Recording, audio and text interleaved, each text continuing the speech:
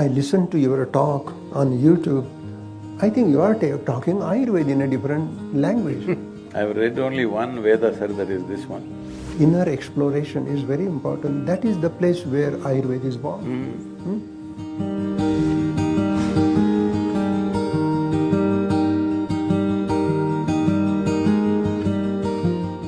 Namaskaram, all of you. Namaskaram. Everybody looks like a bank robber, I don't know who. So the Ayur Prana is doing great work in the field of Ayurveda. They create Ayurvedic herbal product. We bring raw material from India, organically grown, no chemical pesticides, no chemical fertilizer. Then we test it here, see that there are no toxic heavy metals, arsenic, mercury, lead. And such a good work. They create churna, which is powder form, siddha tailam, medicated oil, siddha ghrutam, medicated ghee, gutika, vatika, tablet. And boy, this Banyan botanical and Ayur Prana, they are doing very good work in the field of Ayurveda. And so that Ayurveda is becoming quite popular in the Western world, both in America, England, Germany. An amazing thing, there is so much hunger for Ayurvedic clinical approach. So I teach them Nadi Pariksha. And in Nadi Pariksha, the basic Manduka Gati, Sarpa Gati, Lavaka Gati, Tittira Gati, Hamsa Gati, different Gatis are there. And with the grace of God, I am a good artist. I draw the picture of the pulse, how it looks. And we are doing webinars. And each Friday, some new subject, new topic, that how to determine Prakriti through the pulse, how to do the assessment of Vikruti, the present altered status of the dosha. Then through the pulse we can understand the Manas Prakriti, Manas Vikruti, sub-doshas, Pranavyan, Udan, Saman, all these sub-doshas. And boy, there is so much demand, people love that. And to teach this subject in Zooming or on Zooming is quite an art. We have 2-3 cameras where I go near the camera and I just say, this is Vata Pigam, Adya, Madhya, Antya Nadi. Adya Nadi, Vata, Madhya Nadi, Pitta, Antya Nadi, Kapha. And then slowly the spike under each finger, Vata, Pitta, Kapha, Vata, Pitta, Kapha. And when we go deep, Niguda Nadi, Prakriti Pradarshani, Uttana tu Vikruta. So muncha, dhrutva, dhrutva, hold it, leave it, hold it, and then you will come to that state, that spike. And you have to just pay attention to the kapha spike, pitta spike, vata spike. Under these 3 fingers, how many vata spike, how many pitta spike you get, and based upon that you can determine your prakriti. The deep level, the 7th level is prakriti, and prakriti is your unique genetic code. It is your blueprint. It is still there, pulsating, throbbing under your radial artery. And amazing, people love it. So this work, Ayur Prana, is doing quite a fantastic work in the field of Ayurveda. And a couple of years ago, I was in Coimbatore also. That Dr. Krishna Kumarji and Ram Kumar, they invited me to teach Ayurvedic art of, this is a lost art. No school teaches this ancient Vedic art of pulse assessment.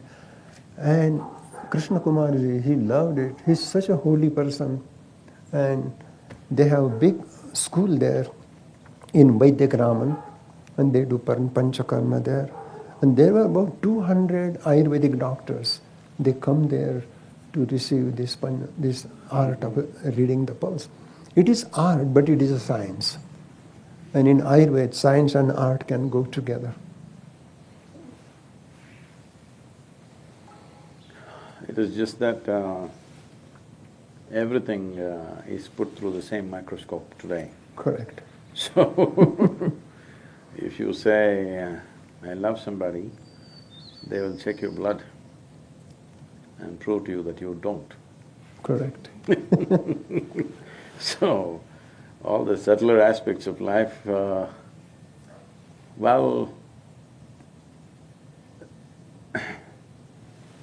see, the grosser aspects of life manifest strongly. Studying them is one way. The subtler aspects of life, their manifestation is subtle. Yeah, absolutely. So for everything, if you say, show me where it is, you cannot… I cannot even show you the air that you breathe. Correct. Nobody can prove that you're alive actually. There is no proof that there is life here. The heart is beating, but time will come when they will make the dead body's heartbeat. It's not far away, I'm saying, they can pump the blood, they can make it work. So, there is no proof that we are alive either. So in a way, this… for everything gross physical proof will lead to a point where it's already happening, where life is not valuable, only the structures that we build is valuable. The fundamental life itself is not valuable. We are forgetting everything else that we built, the house that we built is only an accessory to our life. The clothes that we wear is only an accessory to our life. Correct. But these things have become bigger than life itself. Absolutely. That's the… So in a culture and atmosphere like that right now, it needs to get to its peak and go down. Absolutely. Till then, it's hard to convince people about the subtler dimensions.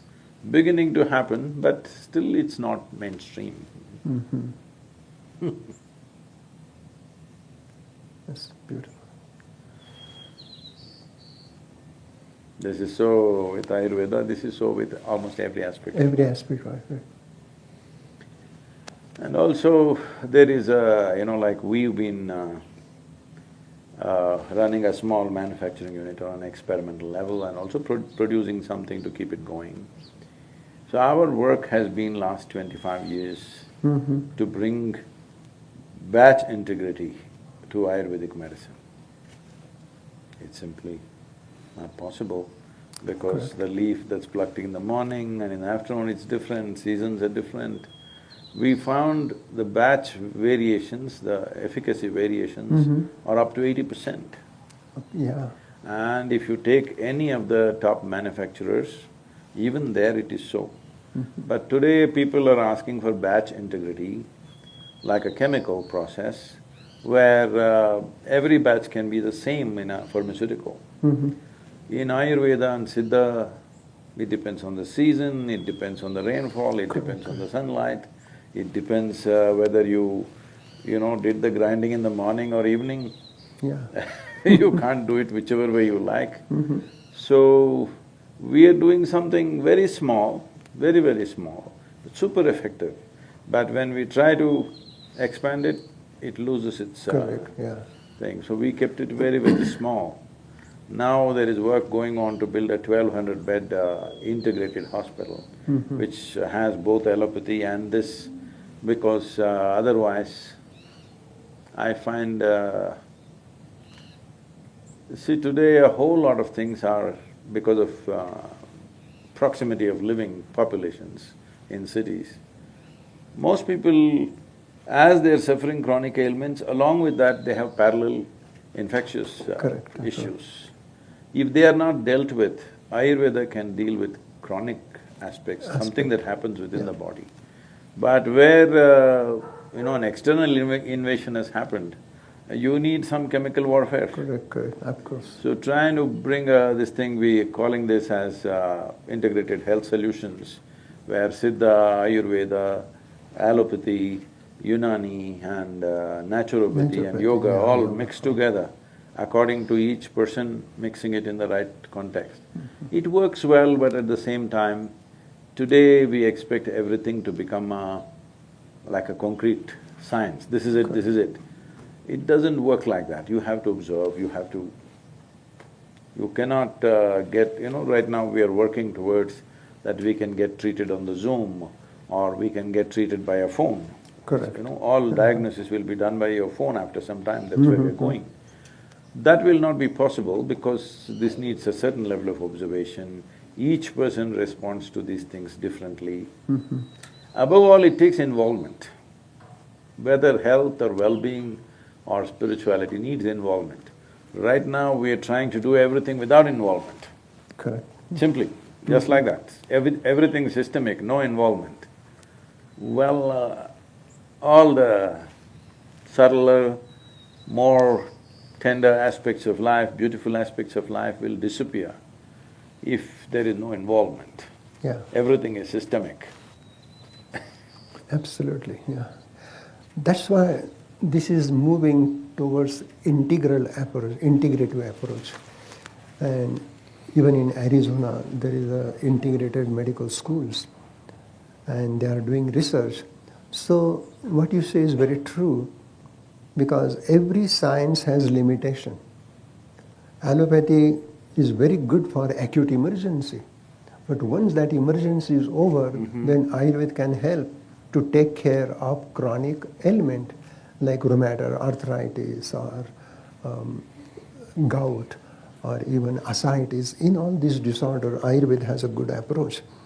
And slowly, slowly, Ayurveda and allopathy can come together. Ayurveda will come to the mainstream, but it will take time. Yeah, more a holistic approach is definitely needed. Individual doctors, a few of them are doing it. On the larger level, I don't know where it'll come together because Right. they're moving in divergent ways. That's also possible. Because the basic thought process of entirely depending upon technology and everything is kind of an absolute. Well, health is not an absolute thing. Right. You may be healthy now, in the next 5 minutes you may not be. Yeah, it is relative. It just varies. It's the nature of how life happens. So, these absolute things about you tested my blood in the morning and everything is fine with me, but I may be dead by the evening. Oh, yeah. So many people do, I'm saying. Yeah. So, this absolutism needs to go and we need to look at life with a more holistic and a more gentler approach, which needs lot of Correct. cultivation and new kind of civilization.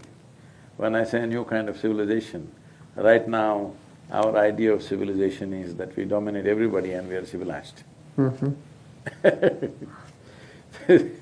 No idea of civilization is there is no need to dominate anyone, that is civilization. That is correct. But unfortunately, we think the other way around. When Mahatma Gandhi was asked by someone, what do you think about the Western civilization? He said, it's a good idea. This is not me, it's him. Because we are misunderstanding domination as civilization. The fundamental of civilization is, there is no need to dominate anyone. It doesn't matter, somebody is weak, somebody is strong, somebody is young, somebody is old, somebody is male, somebody is female. You don't have to dominate anything, even other life around you. Absolutely. That's civilization. But right now our idea of civilization is putting a stamp, our stamp on everybody's face. Tell us whatever you can speak about Ayurveda. I'm an ignorant person on this things. So… No, Ayurveda is individual's medicine. Ayurveda treat every individual separately.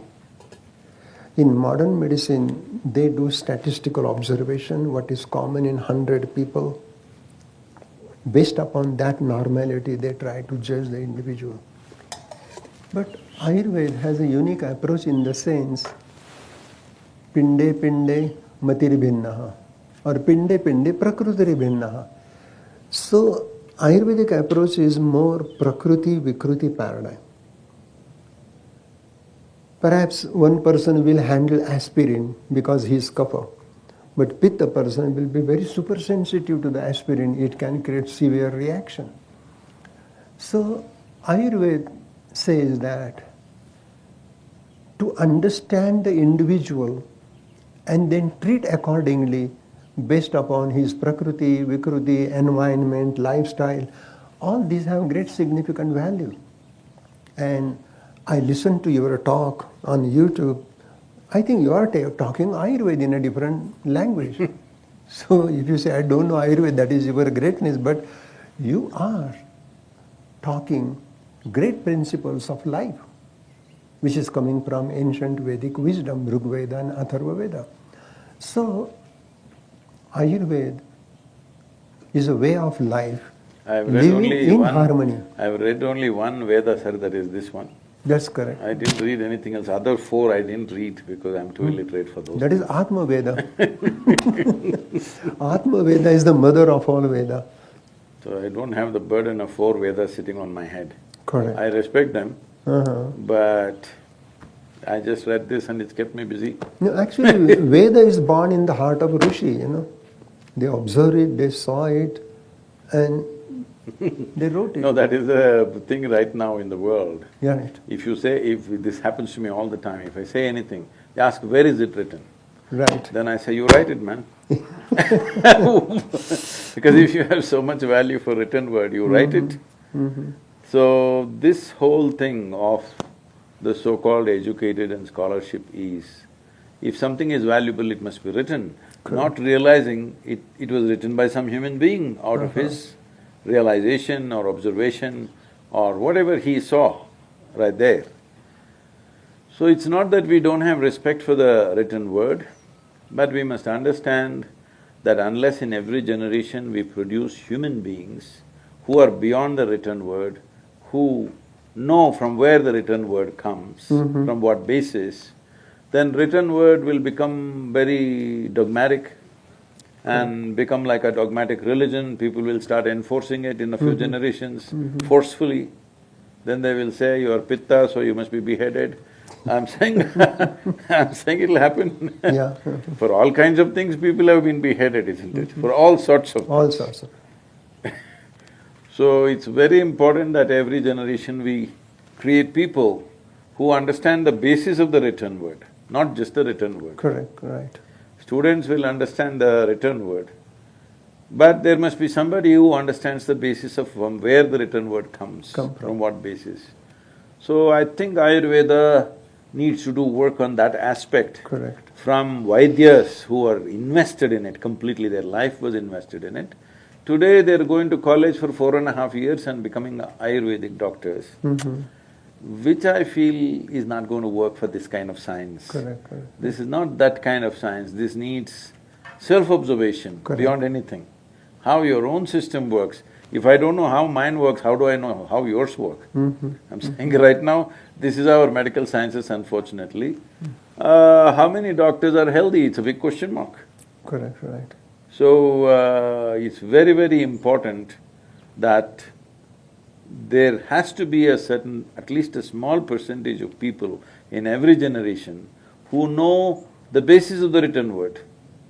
Otherwise, just the written word will create a dogmatic process that it'll no more be a science, it'll become like religion. Correct, right. What I say is right. If you don't agree to what I say, you must either die or you must disappear. This this has been the approach, unfortunately. So producing those people like you with experience, in some way you must inspire people not just to become teachers, instructors, practitioners, but to imbibe the fundamentals. So that is also basic concept of Ayurveda, to know yourself, what you are. Self-knowing is the foundation of life. If I don't know myself, what is my prakriti, what is my vikruti, how thinking happens, how reaction comes, how emotion take place, this whole inner inquiry, inner exploration is very important. That is the place where Ayurveda is born. How will you live long if you don't know how to think and feel? Absolutely. People are thinking themselves to death. They're not working themselves to death. Most of them are thinking themselves to death. Correct. We are really happy I'm from Maharashtra, and my mother tongue is Marathi. And in Marathi there is a saying, Sant eti ghara, tochi Diwali ani Dasra. Means when saintly person like you come home, that is really Diwali. And this is the Dasera, you Diwali, said. they have You said celebrated Dasera, right Diwali. now it's Dasera only. Yeah, Dashara. Dashara.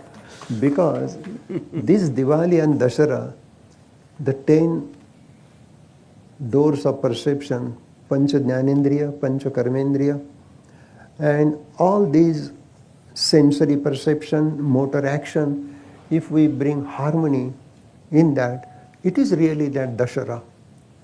And Diwali is the festival of light. And you are the light, and light is within you. So, in that way, such a highly enlightened Guruji, Sadhguruji is here. So it is truly Diwali and Dasara, because Dasara brings Diwali. So thank you, dear. You have done wonderful thing. For I'm from Mysore. I just forgot to bring my elephants. Dasara is a big event in Mysore city. Right. You know, it's every year just going and gathering there for the procession, and then so many things happening.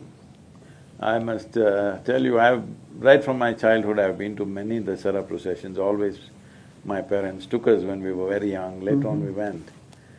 Then when I was probably 16, 17, I thought, what is there in that procession, and we get a holiday, we go somewhere else and all that. One Vijayadashmi day, I got involved with a small orphanage where there were about 42 children were there. These kids, if I just go there to play with them something, they would just come and… You know, the way they hug you with the desperation is unbelievable. Then I said, I asked them, Dasara is there, have you seen the procession? None of them had seen. Some of them were 12 years old, many of them were like 4, 5 like this. So I decided to take all of them. I hired a cargo truck, you know, a small truck like a Matador, it used to be called, a little one. So I borrowed this from my friend and put these children in the back in the cargo deck with an adult, and drove it there and found a nice place for them to see. Oh my God, the way they were excited seeing the Maharaja and the elephant and the horses and the procession and the tableaus, oh my God, I can never forget that. I just sat there and cried that day. Because these kids, what it meant to them seeing that procession, and that's what it is. And the moment we grow up and the moment we see a few films and some other entertainment, we just forget, you know. We were also excited when we were kids. But later on you think, what is there to see? I've seen it so many times. But after seeing those children, I thought, if I'm in Mysore, I must go for the procession, it doesn't matter what. That's great. Though there is a lot of jostling, pushing, pulling, everything happening. Even this Navaratri, the 9 days and nights of Durga Ma, and every name has a significant value in Ayurveda. Pratamam Shailaputriti, Dutiyam Brahmacharani, Tritiyam Chandraghandeti, Kushman. These are the names of the Vanaspati, these are the names of the herbs. And these 9 herbs, on those particular days when we make a decoction, tea and take it, it will get benefit. So that it will bring clarity, it will bring health and happiness, and amazing, it will balance the 3 doshas, it will burn the ama, the toxic morbid metabolic waste in the body. So Ayurveda is totally percolated in every so-called ritualistic event. No, it kind of merged with the culture. This is the whole thing. Medicine was not about one doctor knowing about it. It's about everybody knowing what to do about themselves. As a part of this, we created herbal gardens in over 123 villages, herbal gardens. Somebody donated a piece of land and we grow about 108 varieties of herbs, and in that village we teach them how to use it. Anybody can go and pluck for their use. They can't take it in a bag and go, but they can pluck for their use. Simple things, children have a stomachache, they go to the doctor and stand in a queue. Somebody has a headache, they go there. All these things when we were growing up was just handled at home. Now for everything there is a consultation, for everything First of all, going and standing in the clinic like you're already sick. Okay, your stomach is upset, you're not sick. It's just that, body wants to get rid of something. You're not sick. But in today's terms, if you have a little bit of loose stools, you're sick. If you have a little bit of headache, you're sick. So we started this whole thing and still it's going on, the village people are maintaining it. I would like to ask you one question. In the tribal cultures in southern India, plants are identified as masculine and feminine. In Ayurveda, is there such a thing that there are feminine herbs and masculine herbs? It's very simple. It is based upon Shiva Swarodaya. If you take a leaf, there is a central, that is Shushumna. If you hold, because every leaf has a solar side and lunar side. The shiny side is solar, it takes solar energy, and the rough side is lunar. And if you look at the plant, the stem, and then there are horizontal lines. If you count those sira, that is called sira, if it is even number, so it is a female tree. If it is odd number, it is a male tree. So male-female can be detected through how many horizontal lines are there on the leaf. This is amazing, very fascinating. And Rasavirya Vipak of the plant, Rasa is the taste, Virya is the energy, heating and cooling, and Vipak is the post-digestive effect. And then Prabhav, Achintya Virya Prabhav. Prabhav is the action on Pilupak and Pittarpak. Pilupak is happening at an atomic level to the cell membrane.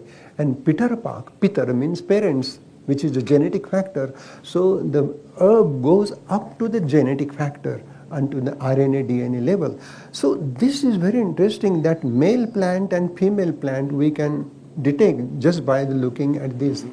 Shiva Swarodaya is another wonderful science of Surya Swara, Chandra Swara, Ida, Pingala, Shushumna. And even in every plant there is a Ida, Pingala, Shushumna. So Ayurveda is really talking about male trees, female trees. Now when I came here in Santa Fe, I was teaching Ayurveda in Santa Fe College of Natural Medicine. And there were so many here Native American herbs. Chamomile, comfrey, angelica, even they use Krishna Kamal, which is passion flower. And passion flower is good for high blood pressure. And there is a Hathon Bedi. So we studied, and I wrote a book with one of my friend and student, Dr. David Fraudy, and we worked together. And that book is... I know Dr. Fraudy, we've had So we were working together in Santa Fe. And that book, we have explained Ayurvedic herbs and Native Indian American herbs.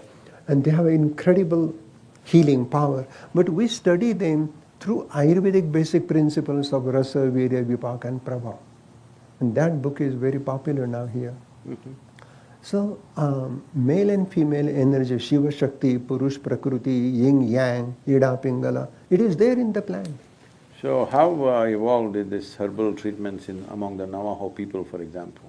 How evolved is their treatments of herbal medicines? These are Navajo people, they do the pestle and mortar and they collect the herb and they grind it and make a decoction, make a juice or make a tea, herbal tea.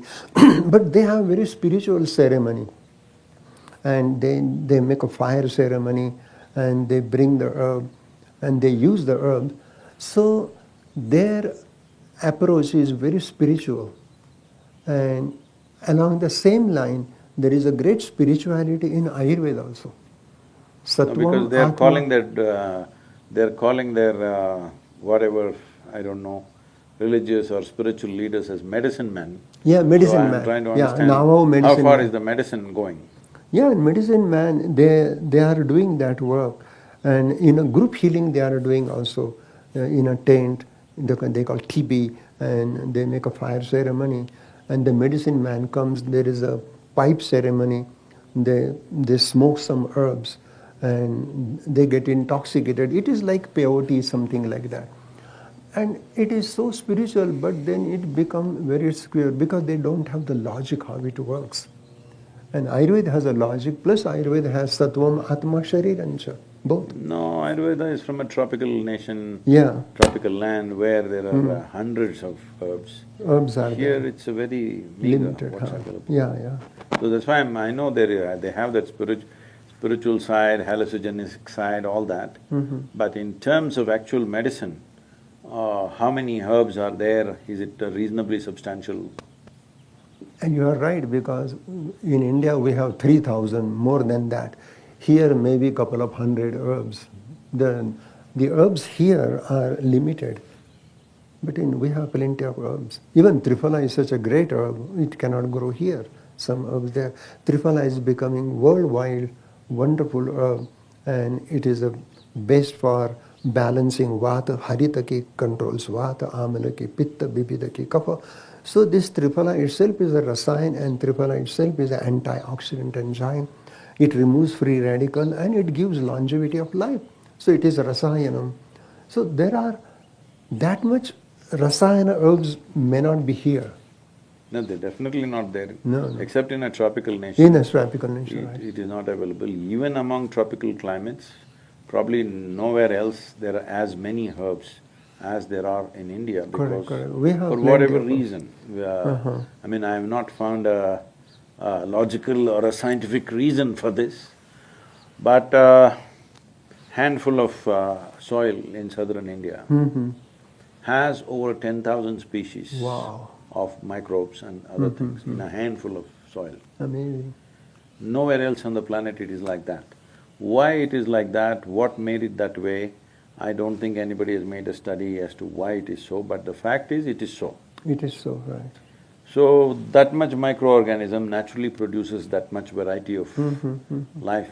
The people have forgotten that how we are is very related to the number of plant life, the variety of plant life there is, variety of animal life, the variety of insect, worm life and microbes that are around us, how rich it is. Right. That's how rich our life is, and that's how evolved and complex and sophisticated our life becomes. That's completely forgotten. Everybody is thinking if you eat so much protein, so much vitamin, so much this, everything is going to be okay. Well, you may grow your muscle and be there, but Correct. all the subtleties of life may disappear from your life. So, in that context, there is very limited amount of herbs here. But I'm sure traditional people somehow should have managed their health with Manage that. their health, correct, right. Even in Ayurveda they use a Shrunga Bhasma, the Harina Shrunga Bhasma. And after certain year, the antler drop out. And that Mruga Shrunga is used for cardiac complication, for disease like arthritis, rheumatism. So then a thought came, why it is so medicinal? So then they realized that the deer eat weeping willow's bark, weeping willow's leaves. And that weeping willow is the natural source of aspirin. Then they found nowadays they are using aspirin to prevent heart attack. It is a blood thinner, it is an anti-inflammatory. But in Ayurveda they are using Harina Shrunga or Mruga Shrunga Bhasma. And we can use Mruga Shrunga Lepa to the external joint, and that will act as an anti-inflammatory. It will relieve the swelling, pain and inflammation much under control. Right now, everywhere videos are going around on the WhatsApp and everything in the social media, that every day if you touch a cow, hug a cow, do this, you will get mental and emotional balance. Absolutely. Yeah. And that is a special cow about Brahmin cow, which has a hump. And they say that Brahmin cow hump has a Sushumna Nadi that goes to her udder, and that absorbs solar energy. And that ghee prepared out of Indian cow doesn't increase cholesterol, that's the beauty of it. But the Western cow who has a flat back, it is like modified buffalo. Yeah. And this, they have big udder, and that milk from the western cow is rich in cholesterol, and person can get heart attack. So the I would like to Indian… ask you one thing. Right now in Kerala, people are claiming, and we don't know how much of it is true, but I know some of it is true. People have preserved ghee in the earth. They buried it in the earth and kept it for over 100 years. And it seems this ghee has tremendous healing Absolutely, possibilities. Can you say something? yeah. That is called Shata. Shata means 100 years. Shata Varsha, Shata Samvatsaram Ghritam means the ghee is buried in a clay pot into the soil, 100 years. Because when ghee is staying in the soil for 100 years, that much long time, some molecular changes happen within the ghee. And that ghee is rich in ojas. It is rich in tejas, and it is rich in prana. Because ultimately the pure essence of vata dosha is prana, pure essence of pitta is tejas, and kapha is ojas. And at cellular level, ojas, tejas, prana, they maintain cellular metabolic activity, cellular intelligence, and flow of communication. Prana is a flow of communication. So at cellular level, ojas, tejas, prana, they are operating and enhancing the cellular life. So this 100 years old ghee, Purana Ghritam, is the best medicine for eczema, psoriasis.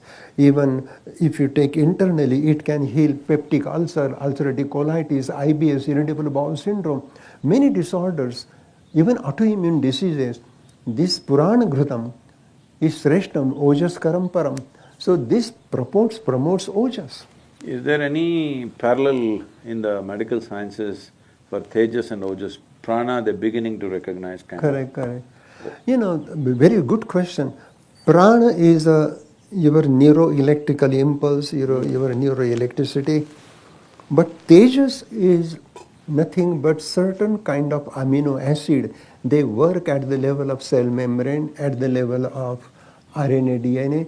They are Tejas. And Ojas is the immune system.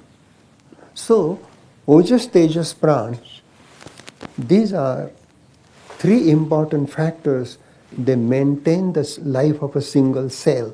The single cell can live longer. And that's the beauty. But there is no parallel. One thing is there, when liver destroys the old red blood cell, and out of destruction of RBC, the hemoglobin comes out, and the heme is separated, and globin part is ojas in the liver. That's why doctor give gamma globulin shot to prevent hepatitis. So that globulin is a very special protein, maybe resembling to the ojas. Tejas is amino acid, liver enzyme, because liver is a seat of 5 bhutagni. Every ether, air, fire, water, earth has an Agni component. Nabasa Agni, the Agni component of space. Vayavya Agni, the Agni component of air, which really absorb the gaseous exchange happen because of that. Tejo Agni, which is responsible for cellular metabolic activity. And Apo Agni, which maintain plasma serum. And Parthiva Agni is a mineral, calcium, magnesium, zinc. So exactly when we study modern medicine and Ayurveda concurrently and inherently, then we will understand which part is prana, which part is tejas, and which part is ojas. In the yogic sciences, generally, ojas is seen as a non-physical dimension of energy. If you… because everything physical has come from the non-physical. If you create a cocoon of non-physical dimension of energy, cocoon does not mean like this. Right. On the cellular level, every cell has a little bit of non-physical dimension, Correct. a wrap around itself. That cell will continuously regenerate itself at a pace that is considered miraculous. Correct. Well, your recovery from anything, injury or any ailment will be like that. Above all, first of all, you don't get sick enough to be called sick. Depending on how violently you live. Right. When I say how violently, See, you're living a nice peaceful life, I live a violent life, I'm on full speed on a motorcycle. So, my life is 7 days of the week, 365 days, there's no day, there's no night. You know, sometimes it's 24 hours work, other days it's 18, 20 hours of work. It's a violent life. But still I have not cancelled a single event because I am not well. Such a thing has not happened in the last 39 years. No, what you say, very beautiful. A certain amount of ojas kind of puts you back always. It doesn't matter. It's not that I have not been unwell, well, I caught flu, I caught this, I caught that many times. But no matter what's happening, I can still continue my activity. Right. So, if what you said kind of interests me, that ojas is that kind of energy which is not physical in nature. Right. But if you are incubated in that always, if every cell is incubated in that always, Correct. your recovery or your ability to be beyond what physical things do to you. Ayurveda says that ojas can be measured on physical level in physical term as ojosar. Then tejas can be measured. Then there is a para ojas and upper ojas. So, para is superior. Superior ojas is ashtabindvatmakam param ojam rudhistitaha. So that 8 drop, ashtabindvatakam ojas, the 8 drop of superfine ojas, that comes to the heart and that stimulates pacemaker SA node, then it stimulates to the AV node and to the bundle of His. All cardiac activity are governed by that superior ojas. Then inferior ojas are the Anjali, which is half pint, and that is circulating throughout the body to maintain immunological response. But there is a Shakti Rup ojas that become aura. So if you do meditation, you are in samadhi, then that your upper ojas become para ojas become aura. And that halo, that aura is nothing but ojas. But the color of the aura is tejas. And pulsation of aura, vibration of aura is prana. Even at the auric level, ojas, tejas, prana are operating in a subtle Shakti form. But in a physical form, ojas, there is a ojo prakriti. And Ayurveda says the person who is very handsome, dynamic, with attractive eyes and very charming personality, when he comes, there is a whole vibration. I look like a blind man. Yeah. So that is called, so you fall into that category. Your prakriti is ojo prakriti. So ojas is a physical thing. Ojas can be psychological thing, which is bliss, joy, happiness, and ojas can be spiritual thing, which is samadhi. So Ayurveda talks about these aspects, is it? To some extent. Charak does talk about it. I've always been so engaged with life, I never had the patience to study anything. I'm just absolutely involved with life inside and life outside. Correct, right. So I never sat down and made a study of anything. So you must tell us, sir, you spent a lifetime of study. I think your whole life is a study. Even you are driving motorbike, still you are observing, you are learning. There is no end to the study, no end to the learning. Learning is at every moment. And that is your humbleness. You said, I have no time, but you are always in that process. So just now, yesterday night, some journalist was asking me, when you're writing, what are you thinking about? Are you doing this, doing that? I said, not just when I'm writing, at any time I'm not thinking about anything. Because this is a European disease that has caught the whole world, it's a pandemic. That people think human thought is more significant than human attention. Human attention, if it is keen enough, intense enough and sustained, it can open any door in the universe. Absolutely. Human thought is just a recycling of what you already know. But somewhere our education systems, borrowed from European systems, has inculcated in everybody that your thought is more important than your attention. Attention to Creator's creation is more important than the nonsense that you make up in your head. But everybody thinks you must be thinking something, then only you're an intelligent person. Well, I don't think much.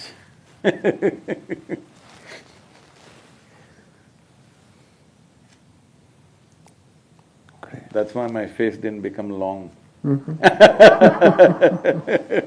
With age, people, will lose their joy and they become like this, they think they've become serious about it. Well, I think seriousness is the worst ailment. Because it's such a joke that you're here just for a few years. Before you, thousands of years people have lived here. Correct. When you're gone, maybe the grass will be grateful because it's getting sustenance from you because you're buried underneath. Otherwise, everybody will forget in a little bit of time and world will be fine without you. Correct. But everybody thinks that they have become so important in this universe that they become very serious. Silly little thoughts that they're creating have become bigger than the cosmos. So, I don't know, for me, life is about attention. How keenly attentive you are is how much you know of life. Because everything that needs to be created is already created. You just have to be attentive and enjoy the bounty of life that's here. Absolutely. But people are trying to make up their own little world. Their idea of a world is one stupid building that they call as home and so much bank balance and 4 wheels parked in front of their house which is shinier than the neighbor's wheels. I mean, this is their idea of creation. When there is a magnificent creation all over. So this creation of my job, my family, my this keeps them busy and away from the Creator's creation, which is the worst thing that can happen to you. Absolutely. So Ayurveda, if it has to become the way of the world, not necessarily in the form that it's come from India, it can happen in so many different ways. The fundamentals are right, but how it finds expression in different societies could be different. If it has to happen, first and foremost thing that needs to happen is that there must be a significance for the creation above your own creation. Till then, I don't think people will take to Ayurveda, everybody is looking for a quick fix of some kind. Correct. And people are doing integration of Ayurveda and acupuncture, Ayurveda and chiropractic, Ayurveda and naturopath, and Ayurveda and allopath. Because Ayurveda is all inclusive and it doesn't mean that it belongs to India, it can belong to anywhere. That's why you're getting me into trouble. When I said I said, if… I spoke in the United Nations and I said, if yoga is Hindu, gravity must be Christian. So, even now the people who think they're more Hindu than me are hitting me every day. Because they think I gave up yoga. They don't understand if it has to become universal, its identity has to rise. When first I came, people saying, oh, this is a Hindu medicine. I said, no. It's okay, just we'll manage. Ayurveda is not only Hindu medicine, it is for every religion, it is beyond religion. See, how can science be a cultural or a religious identity? That's it a cannot limitation, be. So goes for Ayurveda, so goes for yoga. Unless we understand this, then we will keep it cloistered as we have done for thousands of years. Why Ayurveda has not become the universal system of medicine when it was one of the oldest forms of medicine, with such complexity, over 100,000 formulations. Even modern pharmacopoeia doesn't have 100,000 formulations. But it doesn't become because a constipated approach, we've not stepped out and offered. So yesterday some journalist was asking me, because every day they're on social media asking me all kinds of questions. I was standing next to an antique Coca-Cola vending machine, an old one which is not in use right now. I was in Sedona and I was telling this person Let's see, if you go to any Indian village 10 years ago, everybody had heard the word Coca-Cola. Yeah. But most people did not know what is yoga. Indian villages I'm talking about, not Native American, Indian villages. Our kind of India, I'm saying. Why is it? Simply because you're constipated in your approach. If we try to push it, you say, oh, you're marketing. If all our programs are free in the villages, but we charge in the cities, oh, your business. Ray, what's wrong with business, I'm saying?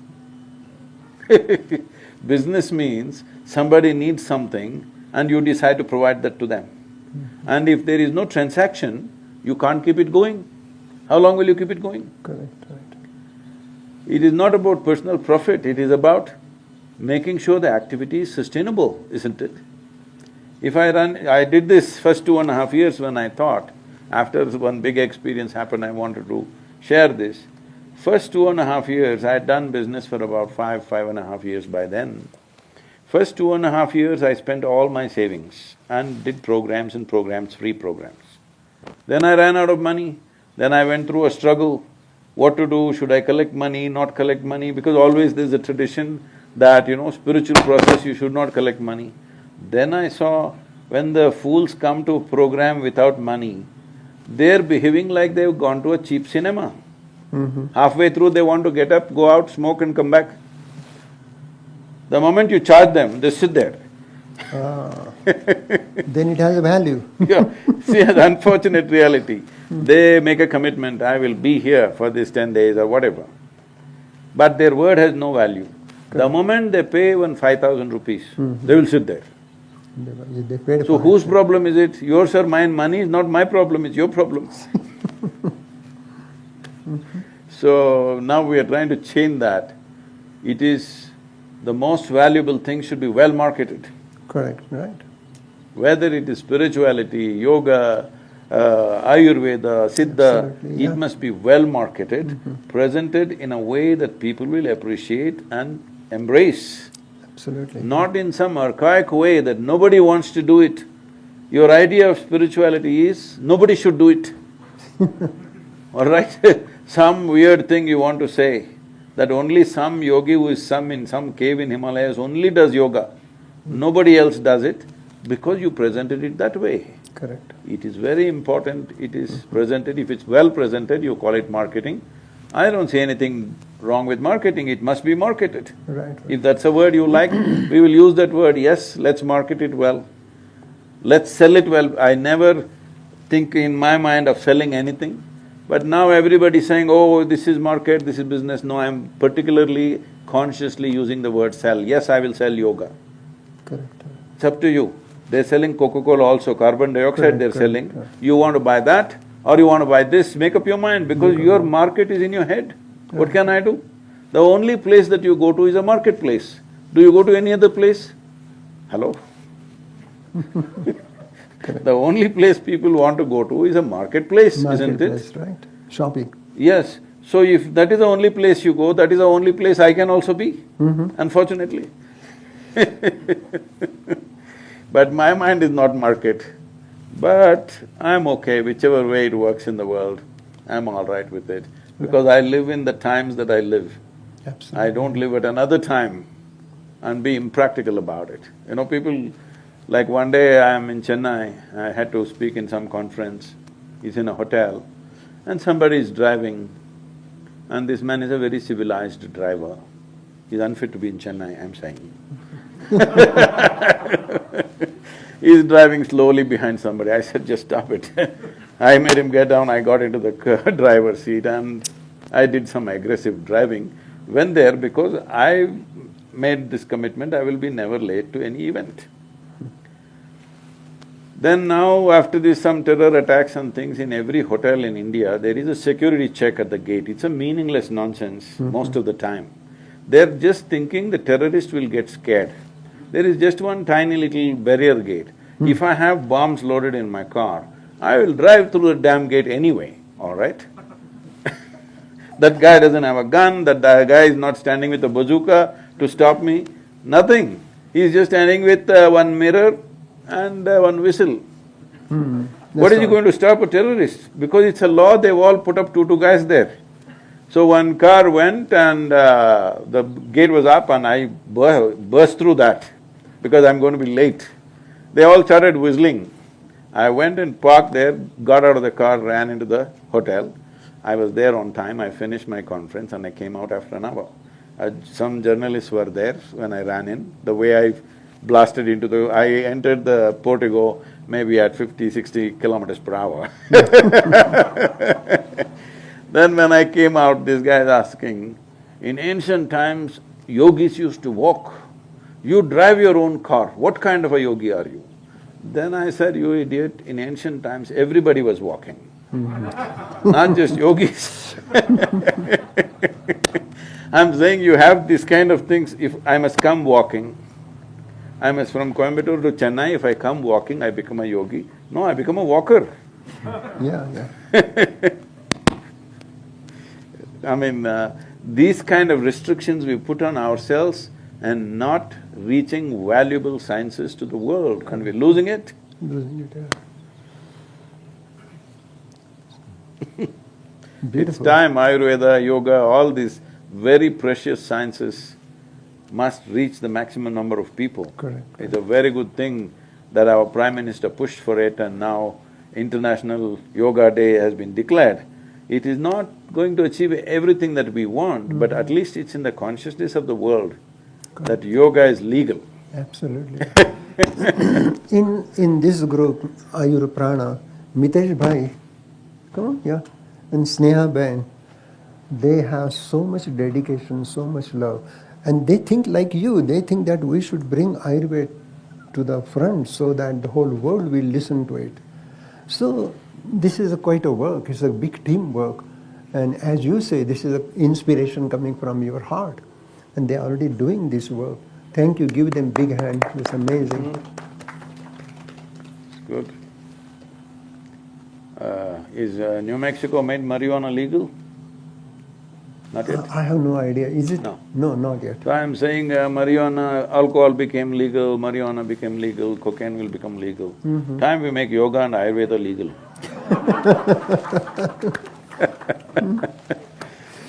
Thank you, sir. I don't want to take too much of your time. Thank you.